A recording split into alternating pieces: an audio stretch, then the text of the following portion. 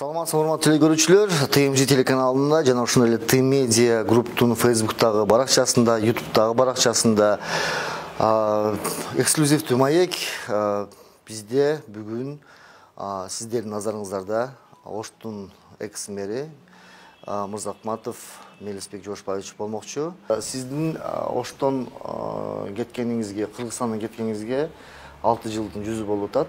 Ар кандай сөздөр болду? Бирөөсү сизди Россияда көрүптүр, бирөөсү Турцияда жүрөт деп айтат, бирөөсү Кореядан көрдү деп айтышат. Ар кандай сөздөр, ушактар келип атты бизгечи. Каякта жүрдүңүз, эмне менен алек болдуңуз?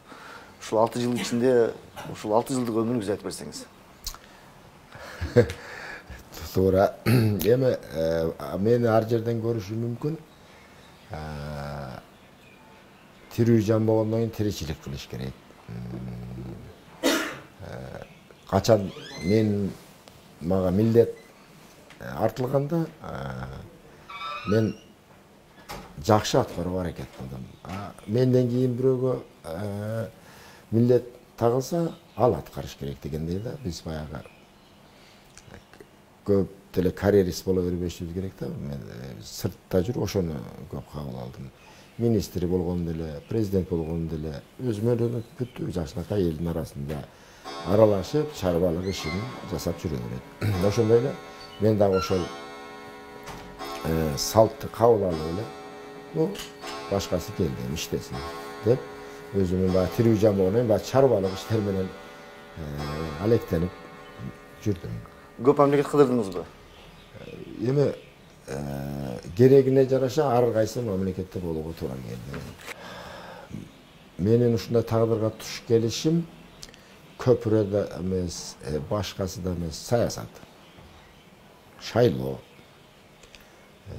Ошого себеп табыш керек болду. Анан ошол себеп көпүрө болду да.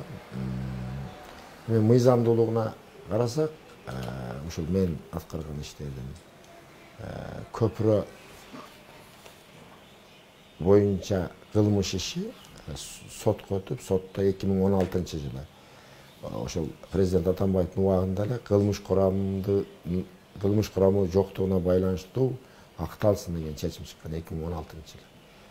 Андан кийин дагы президент Атамбаев ушуну Генеральная прокуратура жазган каршы пикирин. Андан кийин ошол эле жылы биз дагы экинчи жолу жогорку соттон утуп алдык. Ошол эле формулировка менен. Башкача айтканда биз ошо мурдагы президент Атамбаевдин убагында эле толук акталганбыз. Эми баягы бюрократиялык жолдор, саясий чечимдер керек болду. Анын үстүнө өзүм шашпадым. Себеби бир жерде милдет алып, кандайын анын аягына чейин чыгарыш керек. Ошондуктан ал кылмыш иши жок болчу, токулган болчу. Ал эми көпүрөгө келсек, биздин көпүрө башкача болчу. Абдан башка көпүрө болчу. Бышык, проектлери башкача эле, чоңдугу мындан 4 эсе чоң болмок. Жергиликтүү бюджетке бүтмөк. Биз ошону биринчи этаптарын аткара баштаганбыз. Азыр эмне болду? 4 эсе кыскарды. Биздин проекттен 160 миллионга кымбатка бүттү. И акчаны Россиядан карыз алып туруп, мойнубузга илинип туруп анан бүттү да. Эми бул жерде көп дагы айтыла турган моменттер бар. Ошол мен айтарым, ушул көпүрө шылтоо болду да сиздин саясий бир куугунтугуңузгачы. Жагандай ойлойсуз? Шылтоо ал, себеп баягы шайлоо саясатта. Кыргызстандын саясаты бир өзгөчөлүгүнөн башка мамлекеттин саясатынан бир башкача өзгөчөсү бар да. Мен айта турган суроо мындай да, сиздин ошол азыркы ошол маардагы көпүрөнүн негизинде ушундай иштер болуп кетти. Азыркы мэр Таалайбек Сарыбашевга кандай бир сөздөрүңүз барбы? Кандай бир кеңешиңиз барбы? Себеби ал бураны реконструкциядагы бюджетке кирбеген акчалар кетип атат азыр. Эмне дейт элеңиз? Мындай да, абдан туура айттың, Кыргызстандагы саясат менен башка мамлекет саясаты айырма бар деп. Биздин Кыргыз мамлекетинин саясаты эмес, биздин Кыргызстан интрига. Саясат деп атап болот. Биз ал саясий маданиятта калыптана элек, саясат эмне экенин жеткиликтүү түшүнө элекпиз. Керек болсо конституция эмне экенин, керек болсо парламентаризм эмне экенин түшүнө элекпиз. То есть карапайым калк турмак ошол партия лидерлеримин деп жүргөндөр, мамлекеттин жүгүн алам дегендер ошондой. Азыркы мэр Сарыбаш Талайбек Насирбековичке кандайдыр бир кеңешиңиз барбы? Бар. Себеби ошол эле кайталанып атат азыр. Бар. Өзү негизи Талайбек абдан мыкты инсан катары, жигит катары мыкты жигит экен. Эгер андай учурлар болсо, мен бир гана нерсени айтмакмын да, бардыгын мыйзам талаасында кылыш керек. Мына биз ошо мыйзам талаасында жасаган экенбиз. Ош канча жыл өтсө да баары бир биз акталдык, жүзүбүз жанып. Бирок Талайбек мырза абдан чарбакер экен. Элдин жүрөгүнөн орун алыптыр. Ошондуктан бул Талайбектей мырзаларды шаар калкы колдоп калыш керек. Мен түшүнүм боюнча мамлекет интригада эле жашайт экен да. Бизде. Айрыкча сырттан карап турганда абдан билинет экен да. Ичинде аралашып жүрө берет, билинбейт. Сырттан караганда ойлоп каласың да, кээде аркага жашаган мамлекет бир гана Кыргызстан экен да. Керек болсо Африкадагы жөрмөлөп болсо дагы, эмгектеп болсо дагы алдыга жылып атат экен. Биз жылдан жылга аркага. Сиз 6 жыл сырттан карап туруп ушундай баа бердиңиз да? Баа бердим. Кантип алдыга жылабыз болсо? Бул эволюционный этапта биринчи инсан шайлоочу, саясатчыны биз же президентти жакшы болсун, оңдол деп жатпайбыз. Биринчи инсан, ар бир жаран өзү патриот болуш керек, өзүн оңдош керек. Айтканы башка, жасаганы башка болбош керек. Сиз кеткениңизден кийин сиздин мурдагы жаныңызда жүргөндөр, сиз менен бир саясий багытта же чарба багытында жүргөндөр көпчүлүк эсе сизди жамандай баштады дейт. Мындай дегенде, жөнөкөй тил менен айткандачы. Оны сиз интернеттен көрүп атсаңыз керек. Азыр сиз кайтып келдиңиз. Сиз аларга эмне дейт элеңиз эми? Мындай да, жамандаш, сатып кетиш боюнча да Мухаммед пайгамбарды да саткан. Башка пайгамбарларыбызды, улуу инсандар Чыңгыз хандан баштап бардыгын сатышкан. Бул адамдын өзгөчөлүгү. Жамандаш, нарк тарапка жагыныш үчүн ойлоп таап туруп бир нерселерди жамандайт. Ал адамга да бар нерсе экен да. Мен ага терикпейм, кек куулайм, өч алам дебейм. Себеби Кудай өзү көрсөтүп. Ушул жерде бир момент ошол мени жамандап сатып кеткендердин көпчүлүгү мени аябай жакшы кабыл алышты. Тосуп алышты. Сиз кандай кабыл аласыз аларды? Мен өзүм жыйынтыгым бар да. Мурдагы президент Алмазбек Атамбаев кече жакын боштондукка чыкты. Сиз кайтып келдиңиз. Мамилеңер кандай болот эми? Себеби саясий бир чөйрөдө калайсыз, калабайсыз, жолугасыңар, сүйлөшөсүңөр. Эмнеге? Алмазбек Шаршенович менен сүйлөшөбүз. Мен жанагы интервьюда айттым, эгер мен телефонун билбейм да. Эгер номерин билбейм, мен жаңы эле. Эгер мени таап, чал келиним десе, мен барам, сүйлөшөм. Эми моундай да бул адамгерчилик. Ооруду да уктук, сыктарды да уктук, башка болду да уктук. Жыландын башына түшкүлүк кылбасын андай нерсе. Ал эми ал туура жасадыбы, туура эмес жасадыбы, аны укук коргоо органдары так, сот органдары так, могу Алмаз Шаршенович могу жеп коюптур десе, гана анда бир жыйынтык чыгарса болот. Бирок аны жыйынтык чыгарды го. Жок, эми айтып атпаймынбы? жиынтық шығарда бүгін боштандықта отырып атпайбы. Бүгін бош. Турам. А егер бізде мыйзамдуулук болгондо ал түрмөдө отурмак. Демек мыйзамдуулук жок. Анан эми кандай десем, жыгылганды теппейт. Жигит киши жыгылганды теппейт. Жалпы исламда өч алуу, кек алуу, кек сактоо деген жок. Бардыгы мыйзам, светский мыйзам негизинде бардыгы Кудайдын буйругу менен болот. А мен ким менен болсо да көрүшөм, ким менен болсо да сүйлөшөм. Бул адамгерчилик. 2011-2012 жылдары эстесеңиз, сиз бул жерге имаратка көчүп келип, эски мейраман бул жака көчүп келип, бул жерде алмалда губернатор азыркы президент Сооронбай Жээнбеков эле. Өкүңөрдүн мамилеңерди элдин баары эле билет эле. Жада калса мына ортоңордо тосмо эшикти эле жабык эле. Азыр ортоңордо бир кандай тосмо жокпу же барбы? Мен бүгүн эле Сооронбай Шарипович менен сүйлөштүм. Жакшы сүйлөштүк. Мамилебиз кандай ошондой көрсөткүсү келгендер бар болчу. Тосмо бар эле, бирок бир күлөч Сооронбай Шарипович деле, экинчи күлөч мен деле. Ал бири-бирибизге өтпөсүн деген тосмо эмес болчу. Коопсуздук маселелер ошону талап кылгандан койгон болчу. Эми айтып атпаймынбы? Мындай да, мен Нурлан мындай толуктап айтайын эле, кээ бирлер ошол жерден бөйрөктөн шыйрак чыгарып эмесин. 6 жыл сүргүндө жүрүп келген адамга адам эмес, бул жердин ташы дагы бир алтын көрүнөт да. Түшүнүңүзбү? Бардык нерсени кечесиз, унутасыз. Душманың да бир жакшыда сүйүктүү көрүнөт.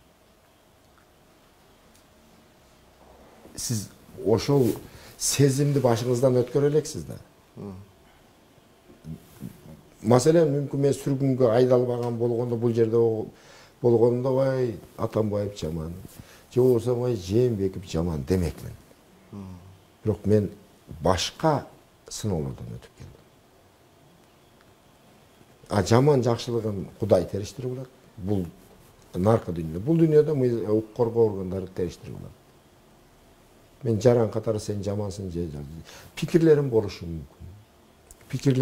мүмкүн. Аны жаап жашырбай эле ачык айтам. Эч кандай жаап жашыра турган нерсе жок.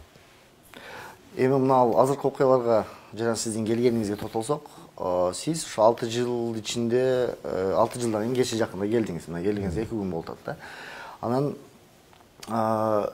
бул кандайдыр бир бирөө чакырдыбы сизди? Же өзүңүз келдиңизби? Себеби өзүңүз аянтта айттыңыз, мен 3 саат мен абада жүрдүм. Самолеттум куна албай койду. Бул деген сөзүңүздүн аркасында сиз өзүңүз каалооңуз менен келдиңизби? Же сизди ушул эки тараптын бир тарабы чакырдыбы? Жок, мен сизге ушул жерден көп адашып атышат. Мына жана суроо бергенде дагы ошентип суроо беришти да. Демек ушул маселени мен ачыктап, дагы ачыктап беришим керек экен да. Кайсы бир партия же саясий тобой келгин дагы бизге жардам бер, сен актап беребиз, сотуңан толук, то есть баягы политический барьерди алып беребиз. Же болбосо кандайдыр бир сый урмат беребиз деген чакырык болгон жок. Мага жарандар кайрылышты. Жарандар абдан көп кайрылышты. Ошол эле Жош, Жалал-Абад, Баткенден моундай болуп атат. Сен кыргыз мамлекет үчүн күйсөң, кел, жардам бер, кырдаалды оң жолго салбасак болбой калды. Мына Бишкекти көрүп атасыңар, эмне болуп атат? Ошту ошондой чыгып кетпесин. Оштун баягы слабый жерлери көп. 2010-жылкы окуяны жакшы билесиз. Сенин тажрыйбаң бар деп айткандан ондан келди. Анан ушул кырдаалдан пайдаланып Атамбаевди актап коюп туруп, тигин актап мен дагы ушул келип бирип ушу ишимди бүтүрүп алайын деген неме болгон жок. Менин ишим бүткөн иш эртели кеч бүтөт, өзүнөн өзү бүтөт болчу да. Анан аянтта сүйлөгөн сөзүңүздү кээ бир саясатчылар, кээ бир журналисттер өзүнө керектүү жерин кыркып алып, ошол менен кандайдыр бир маалыматтык бир чабуул десек болот, же болбосо бир кандайдыр бир атмосфера түзүп атат да. Сиз ошол сөзүңүз менен эмне дедиңиз эле, дагы бир жолу түшүндүрүп койсоңуз? Эми мындай да, мен биринчи ошол мындай жасап аткандарга айтайын. Мен алар туура түшүнөм. Могу саясий талаада алар ойлоп атат, дагы бир игрок келди деп кызганып атышат. Кызганып, ошол саясий поледеги орунду бөлүшкүсү келбегендер заказ берип аткарып атат. Дагы бир топ бар, чындап түшүнбөй калган топтор бар да. Эми мен ал жерде ошол жазып аткандар өзүн канчалык патриотмун деп эсептесе, мен дагы андан кем эмес патриотмун дейм да. Аны жалпы журт жакшы билет. Ал согуш эмне экенин биле элек, көрө элек, ушундай топтор көп. Инсандар. Мен башыман өткөргөмүн. Кудай сактасын андайдан. Андай нерседен Кудай сактасын. Эми ошол биз көргөнбүз ошону. Мен бирөөгө жагынайын, бирөө капа болуп калат дебейм. Мен чындыкты гана айтып, өзүмдүн көз карашымы бирөөгө таңуулабайм. Мен көз карашым мындай туура ошондой трайбалистик лозунгтар менен чыгып, элди ишендирип, ээрчитип алган топтор да бар. Анан чын эле ишиндеги катачылыктарын баса белгилеп көрсөтүп чыккандар да бар. Мен ошолорго мен басым жасадым. Бар, аны ким танат? Тана албайт. Ошондой жасагандар өздөрү. Айта аласызбы ошол күчтөрдү ким экенин? Эми ачык элечи, паланча Түкүнчөй иште кандай. Мен айтып атпайм, ошо саясий талааны кызгангандар. Азыр мага кереги жок эч нерсе керек. Кимиң премьер болсоң бол, мэр болсоң бол, кимиң президент болсоң бол деп азыр ачык айттым. Эми алар бир аз түшөт. Алар ойлошту да амбициясы бар, анан эртең мындай кылат. Эми ошол күчтөр. Сиз дагы эле ошол аянттагы сөзүңүзгө токтолуп кетсем, ушул Баткен Ош Жалал-Абадтын эли азыр өзүңүз айткандай чакырды, мен келдим, аларга жардам бериш үчүн деп атасыздар. Андан кийин эгерде сизден сурансачы, мисалы азыркы президентпи же азыркы ошол өкмөт канча өкмөт башталып кетти, өзүм деле түшүнбөй калдым. Азыр ошолордун бирөөсү Мелис мырза түштүктү кара бер, бүт акимдер, бүт мэрлер сага баш ийсин десе, сиз ошого даярсызбы өзүңүзгө вазифаны алган? Мындай да, анда конституциялык андай укукту бир телефондук чалуу менен аны бүтүрө албайт, андай должен сөзү жок. Жок, азыр мыйзам жок деп атпайсызбы? Ошондой, ошондуктан айтышканда мен айттым да, карап берип атам, мына кадр маселесине киришкен жокпуз. Бирок жазып атат, бүт кадр маселесин Мырзахметов чечип атат экен да. Мына ошону мен өз кулагым менен бирөө жигит чалып ошондой деди. Сиз антип коюпсуз. Тиги паланча деген балдары тосуп алды. Мен кимин баласы экенин. Эң кызыгы айтат, сен акча берип ошо тостурдуң элди, ошончо элди деп. Мен мага бетиме айтып атат телефон чалып. Ушундай экен, бардыгына чыдаш керек экен, бардыгын угуш керек экен. Биздин тагдыр ошондой экен. Сиз азыр ошол сүйлөшкөн кишилериңизге кимисине ишенесиз? Азыркы Бишкекте болуп аткан саясий окуялардын негизинде бир кишиге мындай мисалы симпатия кармап же бирөөгө ишенип ошого жагынайын дегеним жок. Мен жана ачык эле айттым, мен бардыгы менен сүйлөшөм. Бабанов менен да сүйлөшөм. Текебаев менен да сүйлөшөм.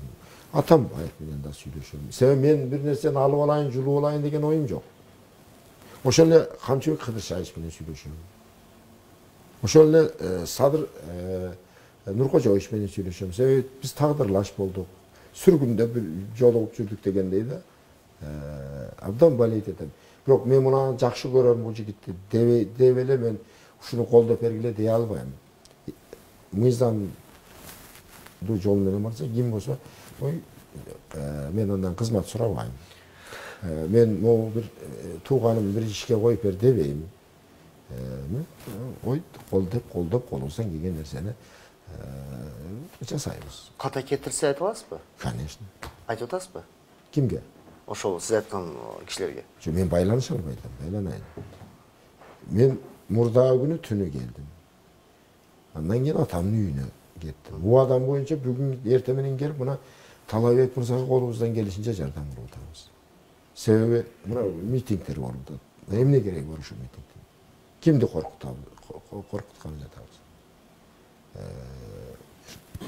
Buna Özbek diasporasının öküllerini kabul aldık. Жаллабаттан insanlar geldi, alardı kabul aldık. Batkenden insanlar geldi, kabul alıp, özünün gep kengeşizdi verip, turamız jaka getdeyin dese, aytып atабыз, Мыйзам таласына girelim. Stabillik saqtaylı, ынтымақ болойлу. Hiç qanday bir bölünüp jarlı bolbosun. Özbek öküllerin aytıda azay provokatsiyaga alınbagıla 2010 yılda okşop. Kırgız menen Özbek bir tuğan el. Provokatsiya olsa daroo mына organdara kayrılgıla özüңөр жыйынтык чыгарып бербегиле деп ушундай консультация беребиз.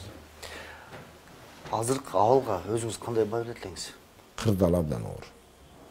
Абдан оор. 2010 жылкыдан дагы оор. Себеби ал убакта экономика bir топ кубаттуу болчу.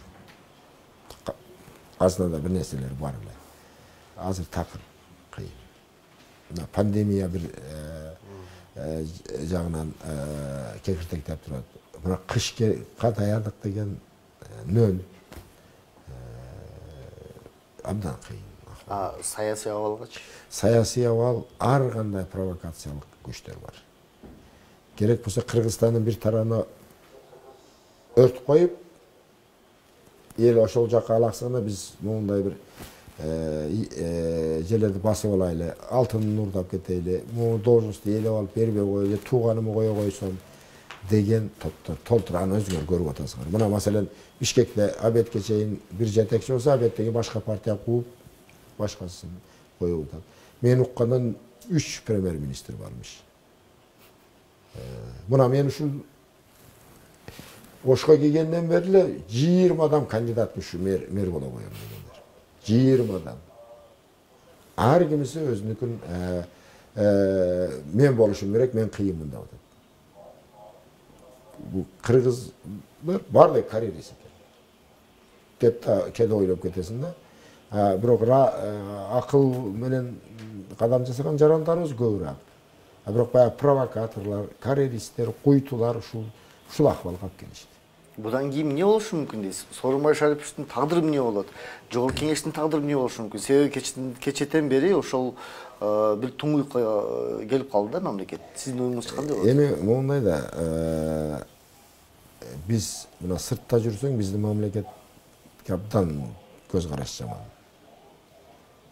Европа мамлекеттери болсун, чыгыш мамлекеттери болсун, абдан көз караш. Мамлекет биздин абдан начарлап калганын айтышат. Мыйзамсыздыкты айтышат. Биздеги коррупцияны айтышат, саясий коррупцияны айтышат. Абдан кыйын акыбалыбыз. Бул кырдаалдан чыгыш үчүн биримдик. Кече биримдик болуш керек десем, сен биримдик партиясынын намекайт этип атасың деп ойлоп атышат. Андан башка Кыргызда кандай сөз бар да, биримдик керек. Ата мекенибизди сактап калышыбыз керек. Республикабыз бүтүн болуш керек. Ар бир жара мекенчил болуш керек. Мына ушундай нукта сүйлөш керек. Болуп калды да. Ар бир сөзүңө элеме убатпайбы. Мен эч нерсе кылайын деген оюм жок. Сен мен бул жерде эмне отуруп алдың дейт. Сыртта суу экен, анан кирип суранып ушу жерде 1-2 саат отуруп атам. Азыр кетем десең, да түшүнбөйт экен. Эмне кылыш керек? Андан көрүп кой, жардам, сардамды бербей эле кой кетейинчи дейт экенсиң. Маселен ошондой да ой келип кетет экен. Бирок келгенден кийин буйруса мекенибиздин бүтүндүгү үчүн акыр аягына чейин турабыз. Азыркы мына 5-октябрдагы Бишкекте окуядан кийин сиздин оюңузча азыркы учурдагы легитимдүү президент да калыш керекпи? Эми мындай да, бүгүнкү күндө мына бардык биз мыйзам талаасынан чыгып кеттик. Азыр ушу бир гана президентибиз, легитимдүү президентибиз мыйзам талаасына киргизгенге укуктуу. Азыр аны да кесип таштасак, башы жок чабандез болобуз. Башы жок чабандез. Биз самоубийцабызбы? Ага барбашыбыз керек. Анан бул президентибиздин жаман жакшысын, башкасын кийин териштирип алына берет. Мыйзам талаасынан чыгып кеткен абдан коркунучтуу. Ошол 5-октябрга детонатор болгон шайлоо процессине кандай баа бересиз? Эми шайлоо абдан ыплас өттүр. Мен мына көңүлдө бурбадым эле, мына келип бул жерде жигиттерден сурасам, абдан ыплас өтүптүр. Ким жооптуу деп ойлойсуз? Алдынан эле өздөрүн шайлап алыптыр да, баягы жана форма 2 деген менен. Бийлик жооптуу.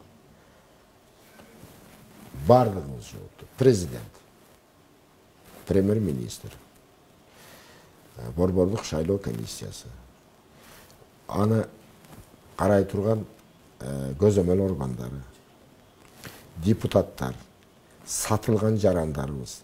Биз ушундай да жоопкерчиликтен качабыз дагы, анан тиги күнөөлүү, же бул күнөөлүү, жок мен аппакмын дейбиз. Жок, бардыгыбыз күнөө, сен да күнөөлүүсүң. Азыркы учурда Жогорку кеңештин депутаттарына кечеги окуядан кийин эмне деп айтат элеңиз? Мен жана ошол суроо берилди эле, мен кыскача эле жооп бердим да.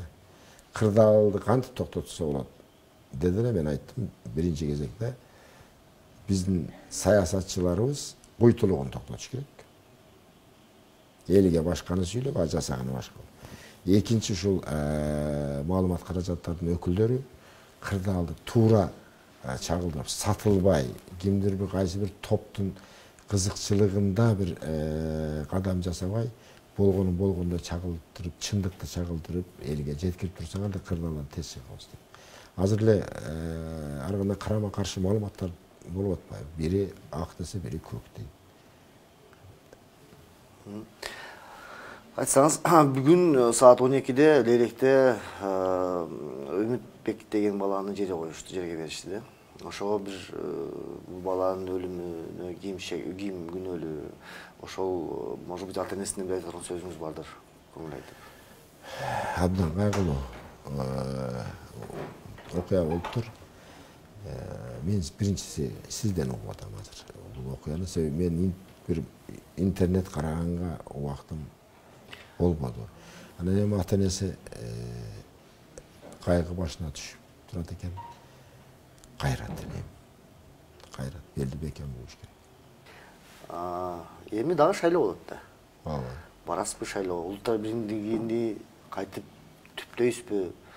Же башка бир саясий партиялардан бизге кошул деген бир кандайдыр бир чакыруулар келип дагы, кандай кыласыз эми? Эми азыркы учурда ошо улуттар биримдиги партиясынын саясий кеңеши толук алмашып кеткен. Толук. Ал жерге де ар кандай көз караштагы адамдар келген. Мына мен 6 жылдан бери ал партиянын саясатына киришпейм. Бирок мына сүйлөшүп, кызуу маселелерди талкуулап турабыз качан убакыт болгондо. Анан негизи мен чакырат элем да, эмне айтарыңыз барбы бүгүнкү депутаттарга деп, шайлоону унутушубуз керек баарыбыз. Бүгүн кырдаалдан чыгайлы. Бүгүн кырдаалдан чыгайлы. Ошо шайлоо деп интрига кетип атат да. Ата мекенди, биримдикти, бүтүндүктү унутуп калып, республиканы коркунучка каптап, жарандарыбыз мекенчил болбой баратат. Ошондон азыр шайлоону унутуш керек, креслону унутуш керек да. Азыр жалпыбыз биригип туруп, кырдаалды жөнгө салыш керек. Өлкөнү тезирээк мыйзам талаасына кайра киргизиш керек. Андан кийин ар бир жаран жүрөгүндө, мээсине шайлоо жана башка нерселер кириш керек. Бизге парламентаризм жарашабы экен?